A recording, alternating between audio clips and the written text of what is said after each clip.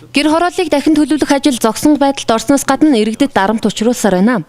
Энэ талаар өнөөдөр Сүхбаатар дүүргийн 9-р хорооны иргэдийн төлөөлөл хэвлэлийнхэн тандан бодит байдлаа учрууллаа. Хотын дарга Батүлийн сүржин амлалт өнөөдөр иргэдийн амьдралд тус болохоос илүүтэйгээр түүг удаж эхэлсэн байна. Тодорхойлбол гэр хорооллыг дахин төлөвлөх ажил хийгдэхээр яригдж эхлэхэд иргэд сайхан бодолтын энэ ажлыг дэмжин хэрэгжилтийг 5 жил хүлээсэн ч өнөөдрийн байдлаар ямар ч үр дүн алгаа.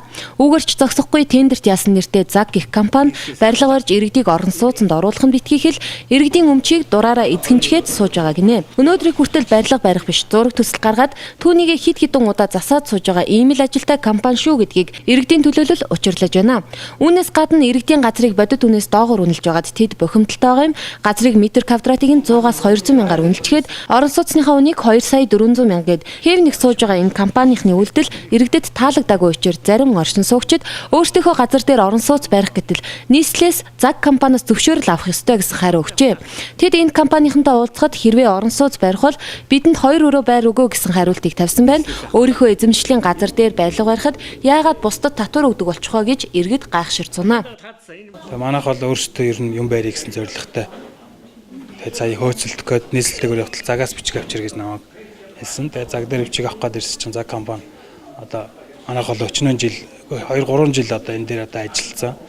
Ажилтны цалин мөнгө гэсэн шал өөр юм яриад өдөөс. Тэгвэл яах вэ? Би ингээд одоо газар барилгын тулд яах вэ гэдээ асуустал зөвшөөрөлдсөн гэсэн цаг. Тэгээ зөвшөөрсөд яаж зөвшөөрөлцөх вэ гэсэн чи өдөөс чи надад 2 өрөө байр өг. Одоо ЗАГ компани надаас яагаад 2 өрөө байр гэсэн шалтгаан бол ер нь бол манад 2 өрөө байр өгнө гэсэн бодолтой. 400 м квадрат газрыг 2 өрөө байраар аавна гэсэн зорилготой л байсан. Тэрнийхээ одоо намайг алданхад оруулж байна. Танах тэгэхээр манад 2 өрөө байр өгөх ёстой гэсэн мөдс ярьж байгаа. Батүл даргаыг бас нэг удаа бид манайдаа энд ирсэн. Ирээд одоо өөр одоо ягаад энэ үйлдвэрлэлийн сургуульдаар бүр юу ягаад тэгээ ерөнхийдөө бол одоо танаа Сүхбаатар чинь Аз зэрэглэлийн газар аа.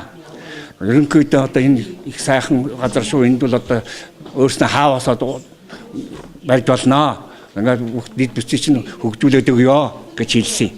Тэгэл хэлээд биднээс бас баяртай одоо сайхан зарим нь барилгатай болох нь зарим нь хаавстай болох нь гэл яадсан.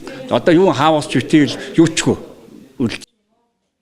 Анх энэ ажлыг санаачлан хороо бүрт өөрийн биеэр очин иргэдтэй уулзаж тэдний санал бодлыг дахин төлөвлөлтөнд тусгаж хэнийг чохиролгүйгээр асуудлыг шийднэ гэж амлаж байсан хотын дарга өнөөдөр албан бичиг хүргүүлээд ч иргэдтэй уулзах нь битгий хэл хариуч хэлэхгүй тагжиг болжээ. Хаусжуулна, орон сууцжуулна гэж сайхан амлалтаар иргэдэд итгэл төрүүлчихэд өнөөдөр тендерт ялсан компани л бүх асуудлыг шийдэх ийм байдалд хүрчихжээ. Зөвхөн ганц компани гарыг харж суугаад ажил нь зогсон байдалд орчход байхад яагаад энэ ажлыг өөр компанид шилжүүлэх байгаа нь хачирхалтай. Ямар ч тач иргэд өөрийнхөө газарт өөрсдөө эзэн нэж сонголтоо тэд хийх ёстойг сануулъя.